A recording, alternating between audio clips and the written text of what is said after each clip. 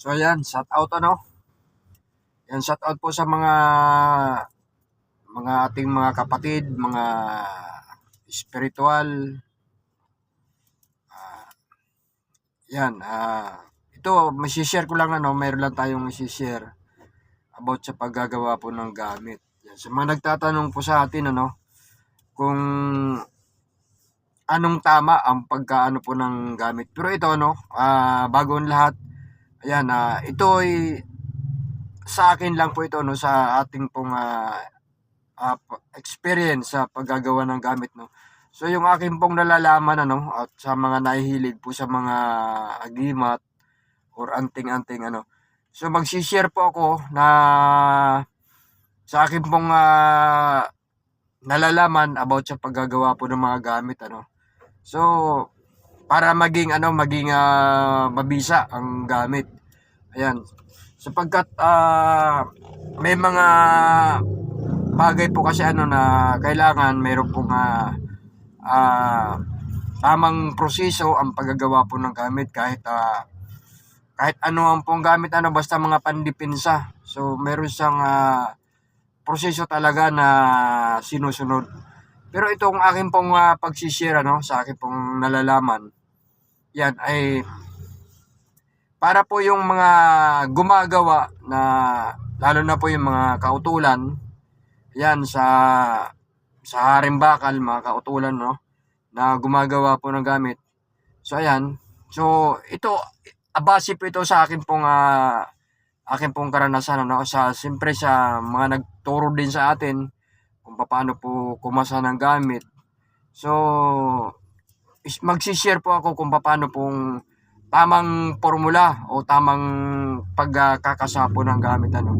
Sapagkat ang pagkakasapo ng gamit lalo na po kung mga pangkumbati di gera, yan mas kinakailangan po yung talagang tamang proseso ano. Ang turo po kasi sa akin yan ano. So kailangan paggagawa po ng gamit bago po mag alas 3 ng hapon kailangan tapos na. Ayan sa sa mga espiritual. Yan base po sa pagdodoktrina po sa akin. Ang paggagawa po ng gamit lalo na po kung mga pangkumbate kailangan bago mag alas 3 po ng hapon tapos na yung paggawa po ng gamit. Sapagkat sa mga espirituhanon, yan po ay pinaniniwalaan na pagdating po ng alas 3 ng hapon ang ating pong Panginoong Jesucristo no ay patay na sa cross. So yan kasi sa paggagawa po ng gamit ano, ginagawa po kasi ang gamit lalo na po mga pagkumbate. Yan ay ginagawa po yan ng Martes lang at saka Biyernes ang paggagawa po ng gamit. So sa dalawang araw na yan, ayan, pinaniniwalaan po ng mga espirituhano na pagdating ng alas 3, ang ating Panginoon ay namatay na sa cross. So hindi talaga siya po pwede na malagpas siya sa alas 3 ng hapon no. Sapagkat hindi naman natin na sinasaklawan, hindi naman natin pinakikialaman ano. Ayan, sa ating mga kapatid na mga espiritual, hindi po tayo nakikialam kung anong gusto nilang kasano, kung anong oras, kung anong bakante sila no. Ito ay base lamang sa akin pong nalalaman na akin pong i-share po sa inyo ano. Siyempre lalo na po no sa ating po mga subscriber. Yan. Para sa mga gumagawa ng gamit na lalong-lalo na po sa mga baguhan. Ayan na talagang bago po mag alas 3, yan ay tinatapos na yung paggagawa po ng gamit. Kahit ano naman pong gawing gamit, mabao man na libon o mawanay or garapa di gera o kung ano pa man, basta po mga pangkumbate na gamit. Bago mag alas 3 kailangan na iligpit na, tapusin na. Ngayon kung sakali pong hindi matapos pwede po munang itabi katapos halimbawa gumawa po ng Martes. So hindi siya natapos. So bago mag alas 3 kailangan iligpit na. Pagdating po ng Biyernes, doon na po ituloy. ang paggagawa po ng gamit kung ano man po ang hindi po natapos. At siyempre, yan po ay bago kumasa po ng gamit, hingi po muna ng basbas sa banal na espiritu. Hingi po ng basbas, tapos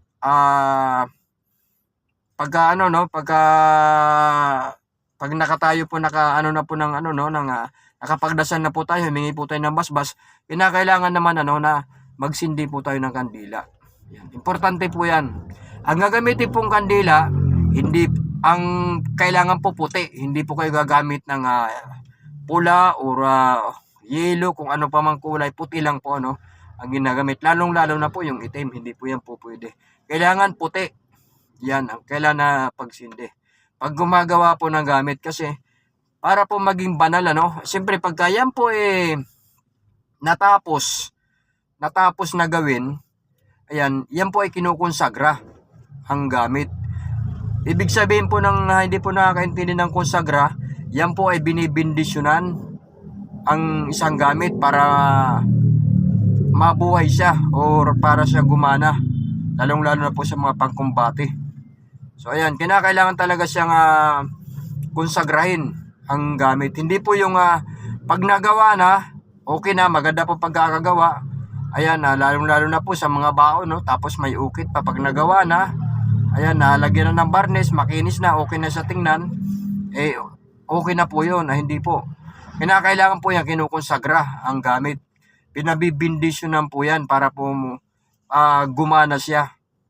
Yan, ganun po ang pag-aano po ng mga gamit. Yan, base lang po sa akin, sa akin pong karanasan, sa pagkakasa po ng gamit. Siyempre, yung itinuro po sa akin na ating po mga maestro.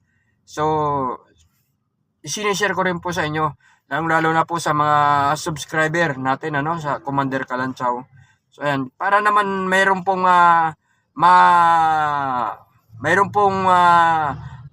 magamit o meron po kayong kaunting kaalaman sapagkat aminin man natin sa hindi po lahat ng tinatawag kung ano pa man maestro man o master kung ano pa man, ayan, kung ano pa man tawag, blazor kung ano pa man, ayan, hindi po yung mga ganun po hindi po yan sinishare basta-basta.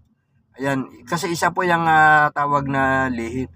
Sapagkat kaya ko lang naman po nasishare yan sa inyo, Siyempre sa ating po mga subscriber, ayan, sa mga nahilig po sa mga agimat or anting-anting, para mayroon po kayong kaalaman kung paano kumasa po ng gamit.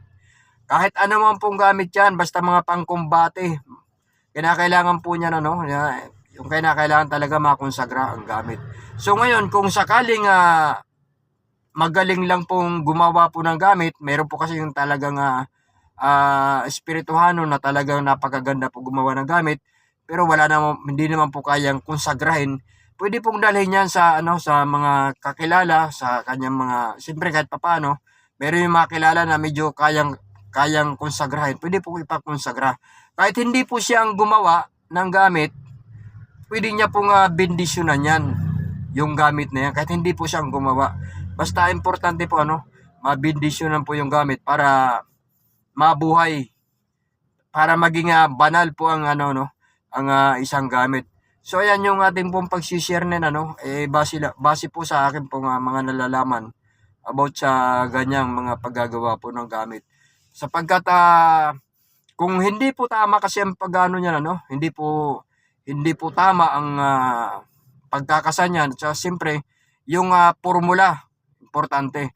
Kombinasyon po ang spiritual at saka material. Ang spiritual, yun po yung mga salita o yung mga natawag na orasyon o mga Latin. Tapos yung material, yun naman po yung mga kalikasan. Yan. Mutya po ng tubig, mutya ng lupa, mutya ng hangin, at mutya ng apoy. So importante po yan na apat na kinakailangan maisangkap. Ngayon kung yung iba po pwede pong additional na lang, pero yung apat na po yan po yung importante na para po maging mabisa po yung gamit. So ayan, at saka dagdag ko lang, sa akin pong nalalaman dyan, hindi po pwede ang puro material na ilalagay. Kailangan po magkasama po yung spiritual at saka material. Hindi rin naman po pwede na puro spiritual, wala pong material. So ayan, kinakailangan po kombinasyon yan, yung paggagawa po ng ng gamit. Spiritual at saka material. So ayan, yan po yung akin po nasishare para sa lalo po sa mga baguhan na mayroon pong matutunan about sa paggagawa po ng gamit. Kahit ano mo pong gamit yan, basta pakumbate, garapa man or mga bao, basta mga pagkumbate po na gamit, yan kinakailangan po tama po ang formula na orasyon at saka yung mga kalikasan at saka siyempre susundin po natin ang tama pong proseso sa paggawa, yung oras at saka kinakailangan po makonsagra. So ayan, yan po yung ating po masishare ngayon sa about sa agimat sa mga nagaano ng agimat, ang lalo na po yung mga kautulan natin. So ayan, yan po yung ating po masishare. Ayan, magandang gabi sa inyo pong lahat. Ayan, God bless po sa ating pong lahat.